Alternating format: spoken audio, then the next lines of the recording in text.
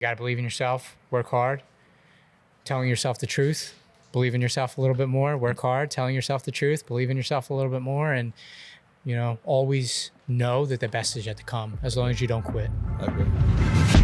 Welcome to the Fuel Hunt Show.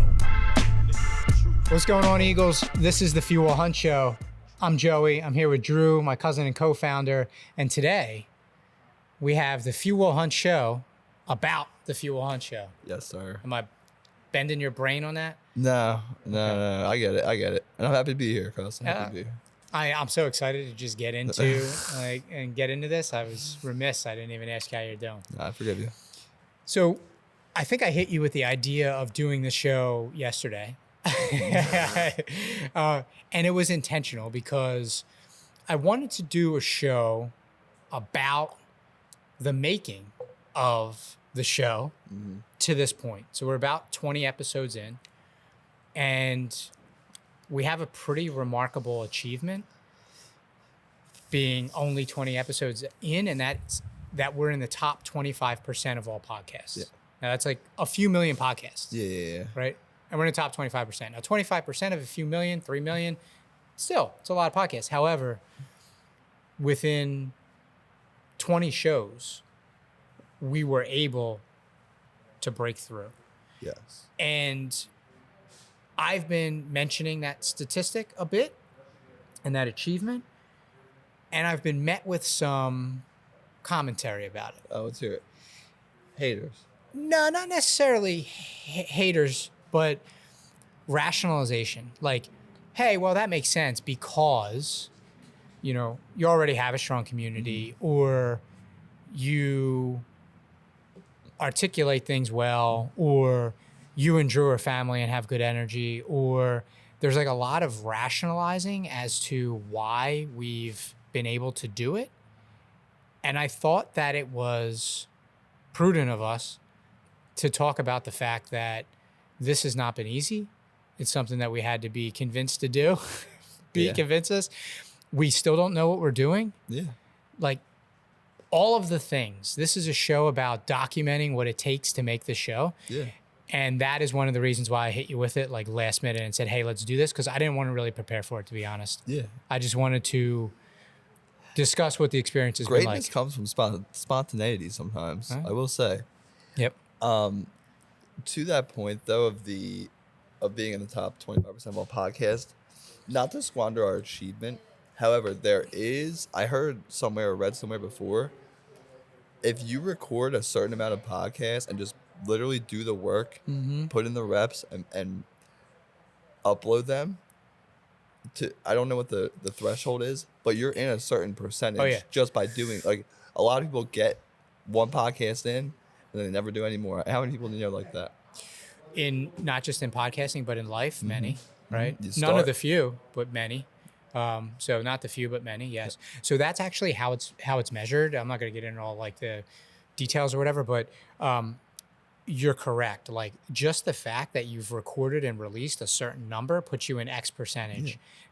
The tier that we're in now, as I understand it, from Dane and the good people at Shoemaker, has to do with the amount of downloads that we receive within 7 days of our release.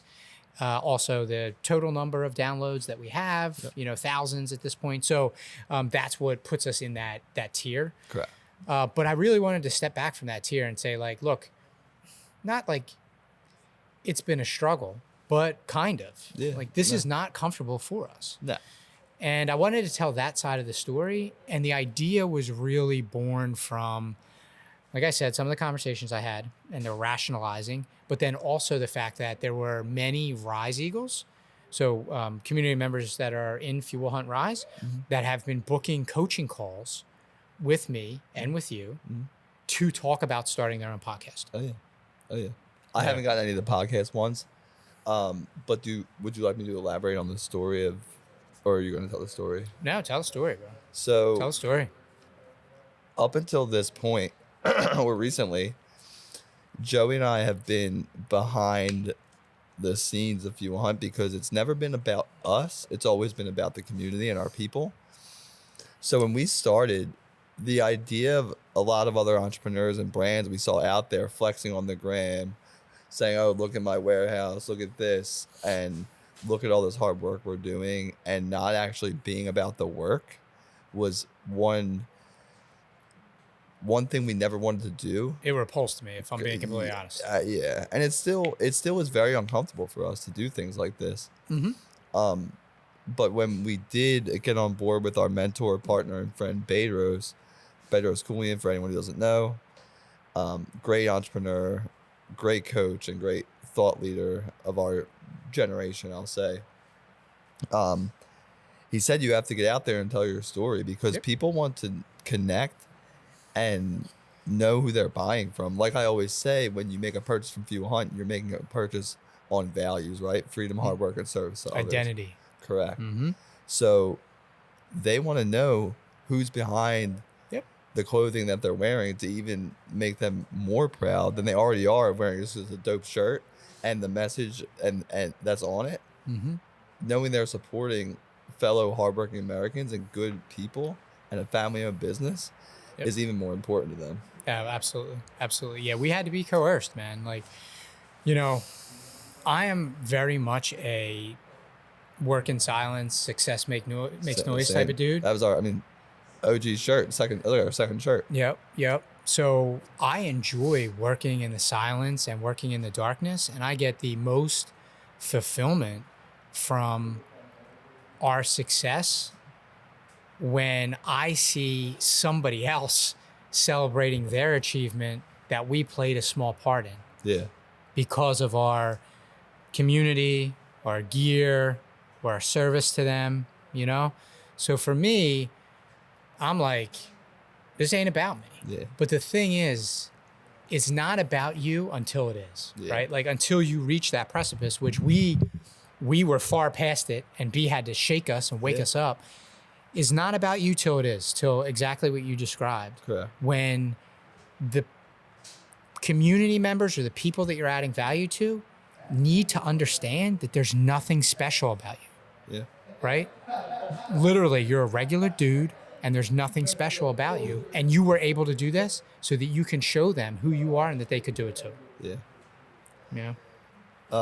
And that's one thing I have to remind myself and remind our team and our family and even you that no one out there doing great things is special. There's nothing special about them. There's no difference between you.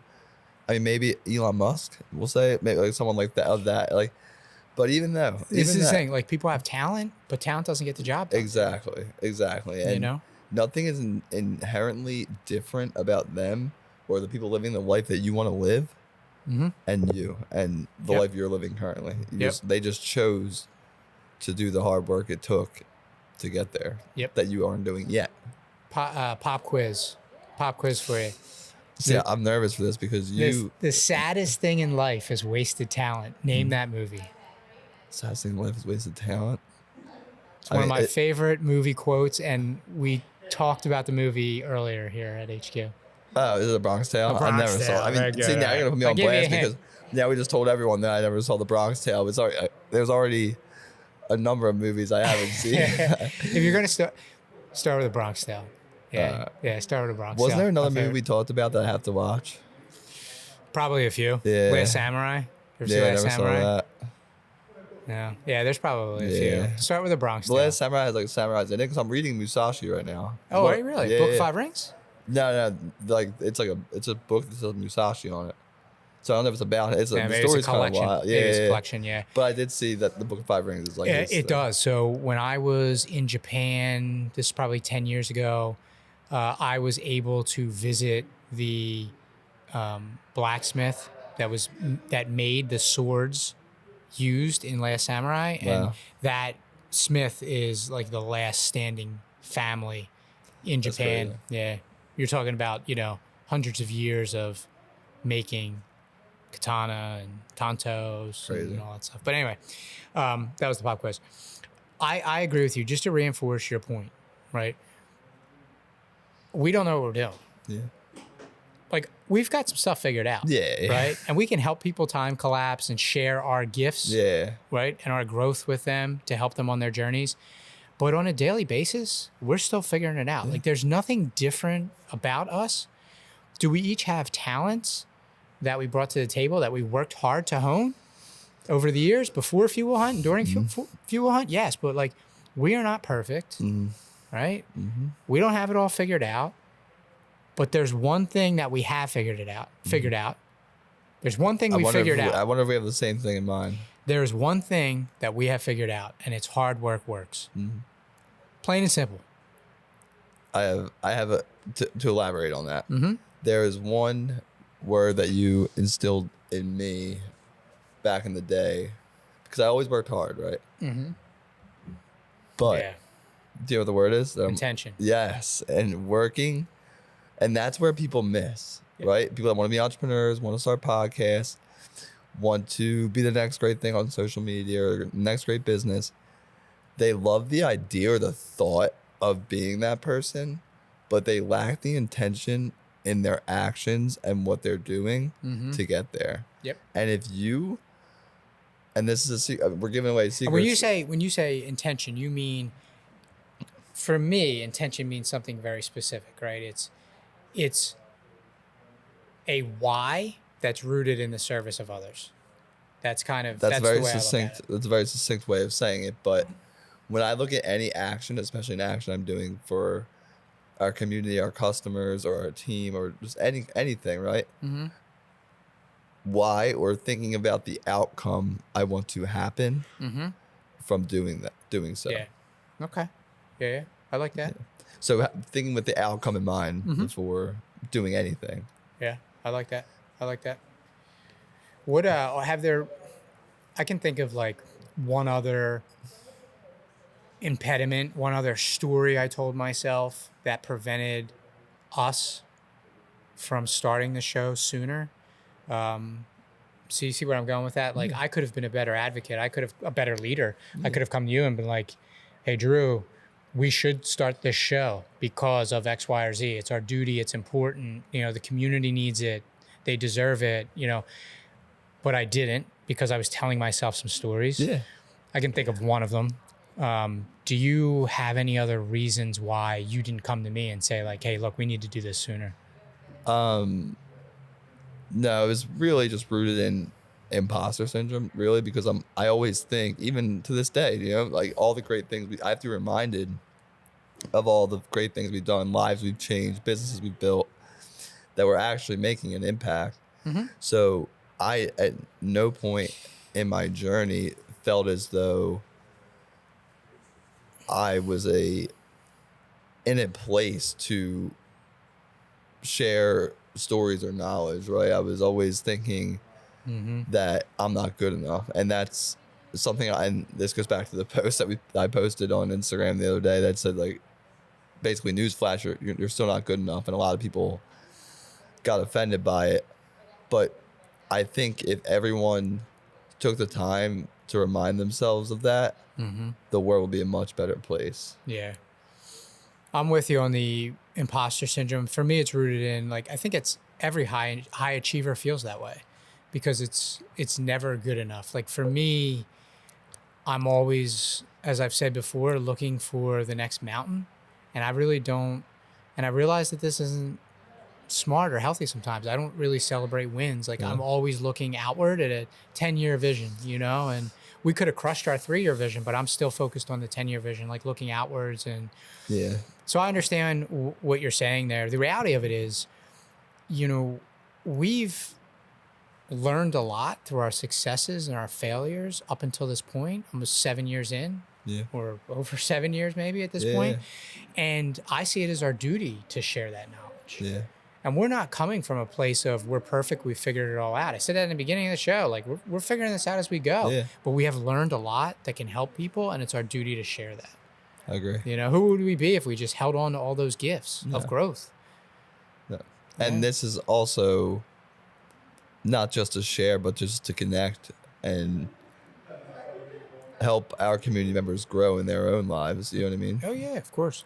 This is a different level of connection Yeah. than say like the writing that we do, which we did for many years for Fuel Hunt. And like one of the other now you can actually feel our energy yes behind every one of those posts. You know what I mean? Yep.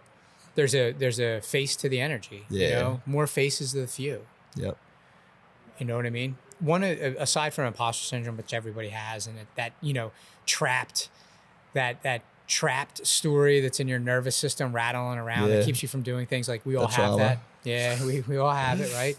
The other thing which is interesting, that kept me from being a better leader and saying, let's do this show sooner and now, is actually something that I've heard Lyman talk about before. He's here with us today because we're going to be interviewing him soon on the show, Lyman Good.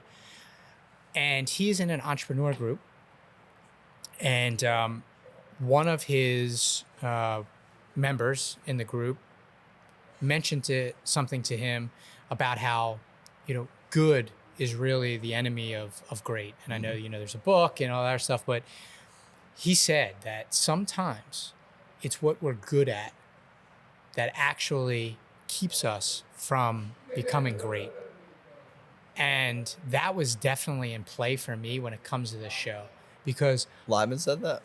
it was a conversation Lyman had with one of the members of the entrepreneur group he was in, and I heard him tell that story before. Wow. And it really resonated with me because we're talking about talents. Like, I've worked very hard to be a good writer. Yeah. And I'm a pretty good writer. Yeah, I agree. Like, I'm a good copywriter. A lot of people say that. I can use words to help people feel energy and leave them better than I found them. Yeah. And what I did for years was say, I'm good at that. So I'm going to lean into that strength. When really, in my heart of hearts, I know we can be great at this. Yeah. And we can impact so many more lives. Yeah. But instead, I leaned into what I was good at, and it prohibited me from us potentially being great. And we will be great at this. Yes. 2 points that. Do you think we would say you were staying in your comfort zone a little bit? So this is a challenge to get out of your comfort zone? It is. It is a challenge to get out of my comfort zone. Subconsciously, I think we do it sometimes, even though that we're the Well, think about it. You think like, oh, well, you know, I'm good at this. It's providing value to our community. It's changing their lives. Just lean into it. But and the reality is, you know, it's a sliding scale. You're successful at one thing. It goes back to the mountain. Always looking for the next mountain. You're successful at one thing. Yeah. That is now a trigger for me to say, now I have to suck at something else. Yeah. Like, I have to go back to the suck in success. Yep. There are conflicting thoughts on that good is the enemy of the great thing. There are. Because what is the perfect is the enemy of progress, right? Is the other. Yep. So a challenge for me, not a challenge, but a framework I like to, a lens I like to look through when I'm working on something is when I'm working with intention, I'm thinking, okay, is this better than good? It might not be great because perfect is not necessarily a thing. Yep. But is it better than good? Right. So I just don't want the listeners and the people that actually are taking what we're saying and like, okay, like good is the enemy of the great. Like, there's a fine line. I think it's relative, right? Like, I think you would talk to some people and they would say, actually, you're like, in my instance, I'll just speak from myself. They would say, hey, actually, you're not a good writer. You're a really good writer. Yeah. And that may be true, right? So like, maybe I'm diluting it a little bit and just saying I'm good, but the same principle applies. Like, I know I have what it takes to make this show great with you. Yeah. And when we do that, we will impact 100 times the amount of lives than we've done with our writing. Yeah. So I lied to myself for a little while and said, hey, look, like, you're really good at this thing. Just stick with it, you know? Yep. And it kept me, I would agree. It kept me in my strength zone, like a zone of strength that was comfortable. That was comfortable. Yeah, it was comfortable. It was comfortable.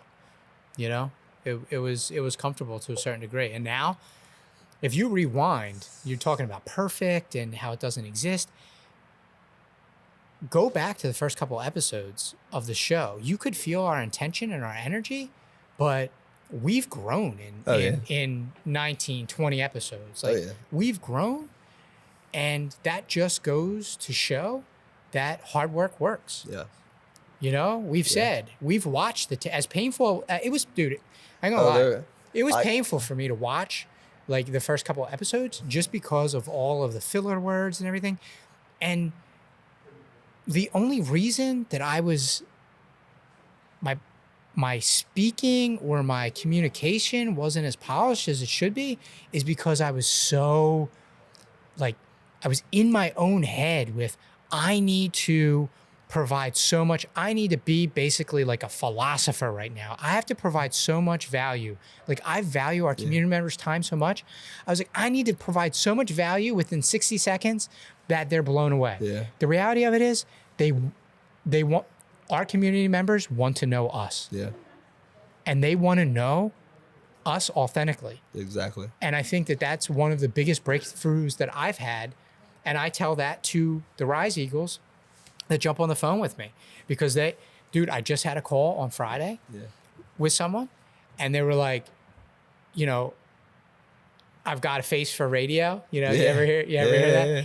And they were like, look, like I have a little ways to go before I can articulate like you do. Yeah. And I'm like, bro, your show is not the Fuel Hunt show and you're not Joey. Like you need to show up as you. Yep. And take that this isn't something I read in a calendar. I learned this in the past 19 episodes. Yep. I was trying to show up like Socrates. It's funny how this relates back to our episode on brand building. Mm-hmm. But now just a quick excerpt, digress a little bit. I don't think you should come out of the gate if you're building a brand and be the face of the brand. Like posting yourself all over the page and saying, hey, this is me, this is the brand. Because I don't think that's... Do you think that's because of how you've seen it done poorly in this day and age? I think you have to build first. I think the brand needs to be, as Fuel Hunt was and still is, it's built around the mission and the community and the people, not around us. We're just the leaders of it. I can get behind that. Like it's like what I said earlier. It's not about you until it is. Exactly. You know, it's not about you till it is. And if you make it about you too soon, it stays about you. Exactly. Yeah. And no one's really gonna sign up for that. If they want to follow you, they'll go to your personal page. Yeah. Yeah, that's true. That's true. Yeah, that's they're true. They're here for the mission. Yep. That's true. That's true. I forgot what my other point was. Another thing in brand building. You're talking about the brand building workshop that we did. Yep. Correct. And I mentioned on that brand building workshop in Fuel Hunt Rise, for those who don't know, being authentic. So worrying about showing up as polished or as perfect as you want, or like someone comparing yourself to someone else's today or someone else tomorrow or today is just silly. Be authentic. Be the real you. You know what I mean? I'm not the best speaker yet, but am I striving to be so? And is it sometimes painful to go back and listen to our episodes to get reps and see where I can improve and be better? No, yes, it's hard, but that's me working with intention. Hard work works. Yes. I'm so glad that you brought that up because that's the other reason that I suggested doing the show about the show, this show right now, because I did, candidly, a bad job of documenting the journey of Fuel Hunt up until this point. Now, you've got some great photos of you and the family in the basement, right? From the very beginning, packing Ant's truck and driving orders around to the thing. You know, floor to ceiling boxes that we have to. You did a really great job of that. I have nothing, and because we weren't front and center on the brand, I don't even have those type of memories, right? But now, only 19 or 20 episodes in, we have the ability to do this now. So this show, I want to go back. We're in the top 25% of all podcasts right now. When we're in the top, the next target is top 10%, and after that, it's top 1%. I want to go back when we hit top 10%, and I want to rewatch this show, and I want to see how much we've grown. And I do have some videos of you that have come up on my phone, doing different Instagram things. Yeah. You have grown. First of all, you look way better than you did when you were a couple of years ago. I appreciate that. And I'm like a fine wine. I'm getting better with it's for everyone that thinks they're not as great of an order yet as Joey as you are. Like it wasn't that as good as it is now. Back then, you were very clear in what you were saying. But do you remember the video I'm talking about where? Yeah, painty video. Yeah, oh my god, Yeah. it's funny, dude. Because I wasn't, again, like, I was so focused on being clear. Exactly. Like, this is to be perfect. I wasn't conscious. Like I wasn't showing up as who I was. You're almost robotic. Yeah, I was just focused on like, okay, like the community is asking a question. Yep. I need to show up and be like super clear. Like everybody needs to understand me. I need to like stand up straight, just look into the camera there was no authenticity. Yep. And that video, I know that video. That's probably the only video I have actually. You did this painting. Yeah, did I? Yeah, it's so funny. Like even mannerisms, not just my speech. Yeah. Hard work works. Yes, I agree. Yeah.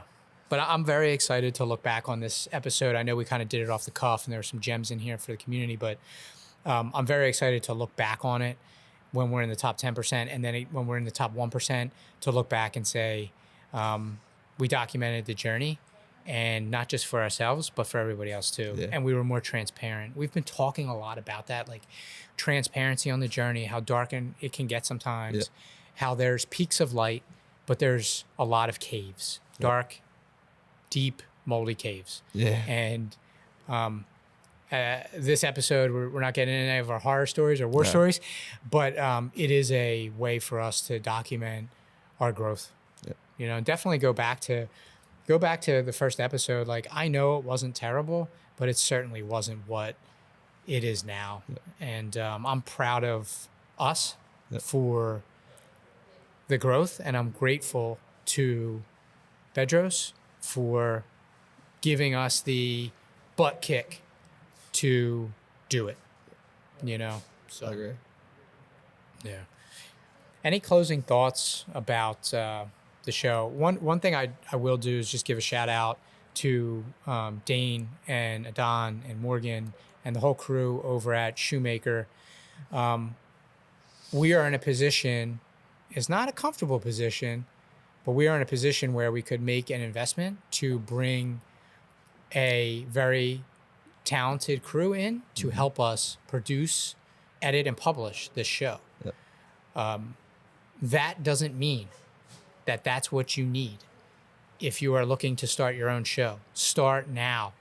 Start now. Prop your iPhone up against your water bottle and start speaking into that camera. Even if you don't publish it, start speaking.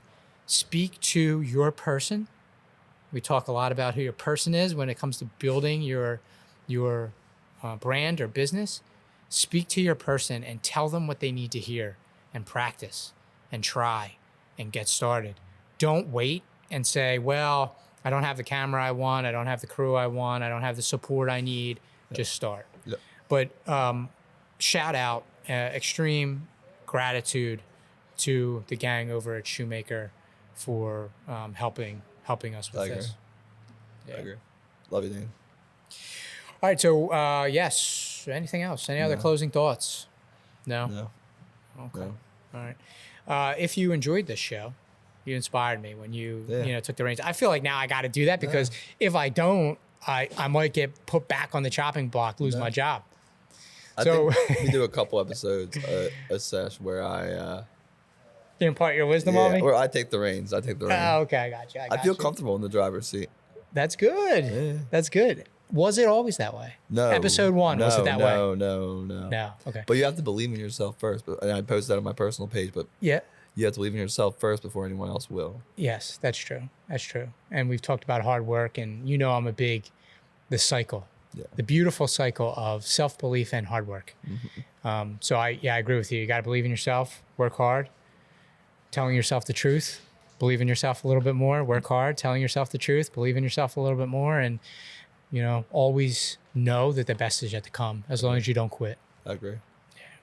All right. So if you, Eagles, if you enjoyed this show, about the show, please share it with a fellow Eagle. Eagles only, please. Someone that lives by the rules of the few. And I'll leave you with a reminder. Always choose hard work over handouts. Always choose effort over entitlement. No one owns you. No one owes you. You're one of the few. Let's hunt.